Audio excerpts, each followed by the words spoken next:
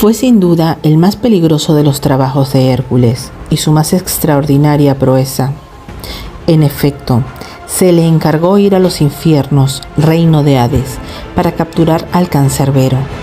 Sin embargo, no todo hombre viviente, aunque sea un semidios, como era el caso de Hércules, entraba en el reino de los muertos impunemente.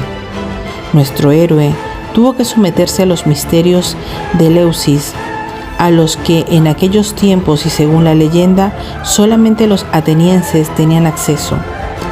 Aquel que se iniciara en estos misterios sería capaz de entrar en el otro mundo y salir vivo. Para asistir a estos misterios, Hércules tuvo que ser purificado, puesto que nadie que tuviese sangre en las manos podía participar en tal ceremonia. Estos famosos misterios que tenían lugar en Eleusis, un puerto de Grecia situado al noroeste de Atenas, consistían para el iniciado en revivir la vida y la muerte de Dionisio, cuyo nombre significa el dios cojo, pero también llamado el dios dos veces nacido. Ahora bien, este dios fue considerado un liberador de la muerte y de los infiernos, ya que la leyenda mítica relacionada con él cuenta que liberó del reino de Hades a su madre, Sémele, que murió fulminada por el rayo de Zeus, su marido, mientras le desafiaba mostrando toda su fuerza.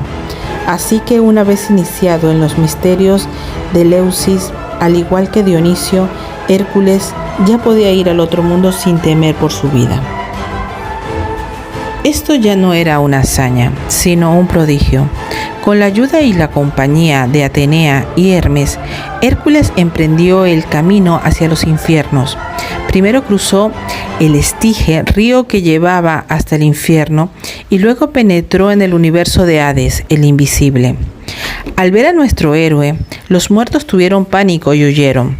Solamente 2 de ellos le esperaron. En primer lugar, fue Gorgona Medusa, monstruo y objeto de terror que lava la sangre con su cabeza rodeada de serpientes, sus colmillos de jabalí y sus manos de bronce. Sus alas de oro y sus ojos de mirada tan penetrante que quien se cruzaba con ella quedaba transformado en piedra. Hércules estaba a punto de atravesar a Medusa con su espada cuando Hermes le aconsejó que no lo hiciera, advirtiéndole que solo se trataba de una sombra, una ilusión, un fantasma. Luego apareció Meleagro, contra el cual Hércules tensó su arco dispuesto a atravesarlo con una flecha, pero este héroe griego se limitó a contarle su vida y sobre todo las circunstancias trágicas de su muerte.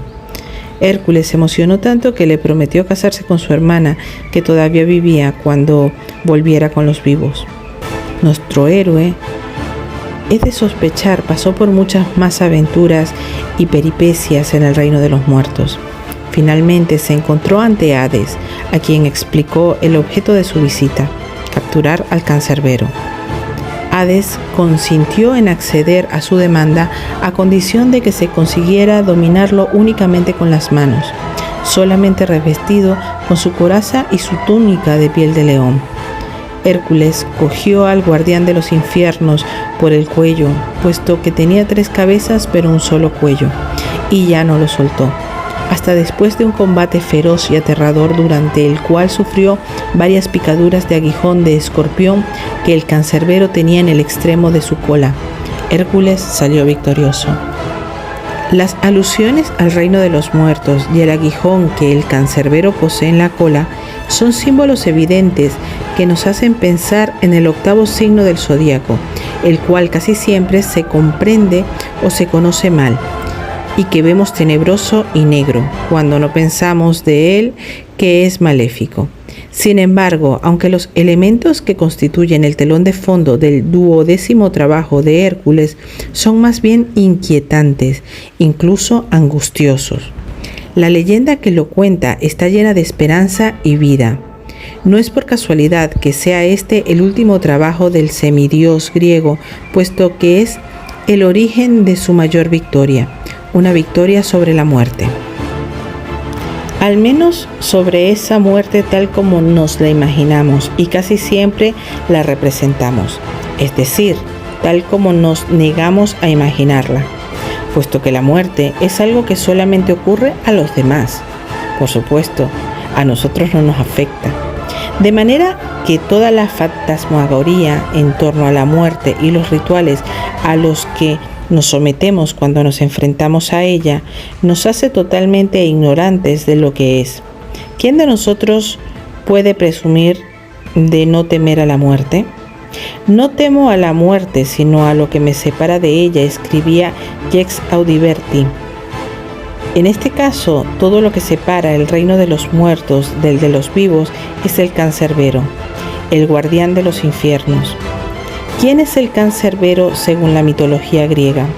Su nombre tiene sin duda un origen oriental y significa demonio del abismo. El abismo etimológicamente es una especie de pleonasmo, ya que para los griegos significaba una profundidad cuyo fondo no se puede tocar.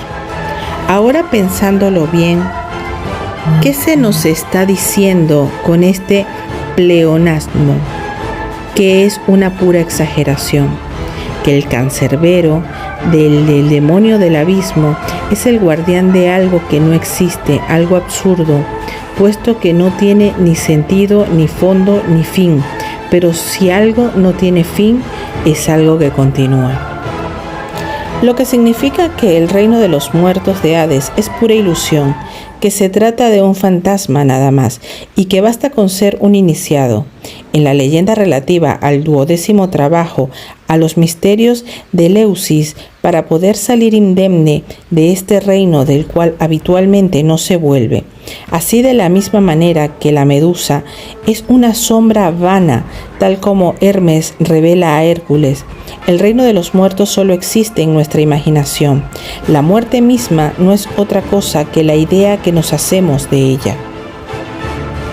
Los infiernos, este mundo donde los muertos estarían condenados a vivir, o mejor dicho, a no vivir más eternamente, es una impresión de la mente.